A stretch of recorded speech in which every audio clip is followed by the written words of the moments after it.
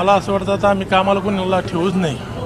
आमच्याकडे ड्रायव्हर असेल किंवा पी ए असेल, जर आमच्याकडे कामाला असेल तर मी आपल्या मीडियाच्या माध्यमातून अनेक वेळेस सांगितलं, तो ड्रायव्हर आमच्याकडे गाडी चालवायला आहे, वैयक्तिक त्याच्या जीवनाशी आमचा काही संबंध नाही.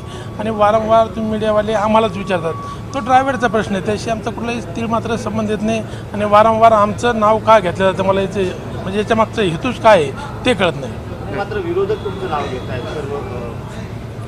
हे बघा, भुमरे परिवार आज जिल्ह्याच्या राजकारणात सक्रिय आहे आणि राजकीयदृष्ट्या कसं बदनाम करता येईल या दृष्टिकोनातून हे चाललेला प्रकार आहे. मी अनेक वेळा सांगितलं, तो ड्रायव्हर आहे, चौकशी चालू आहे, चौकशी झालेली आहे, दूध का दूध पाणी का पाणी तिथे कोर्टात होईल, प्रशासन करेल, आमचा काय संबंध येतो.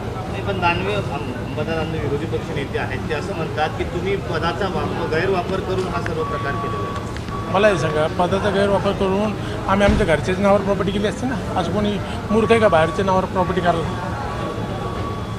पण त्या जागेच्या पुन्हा एक मालक उभा राहिलेला आहे, राजेश कोठारी, आणि सुप्रीम कोर्टात त्यांनी स्टे पण दिलेला आहे.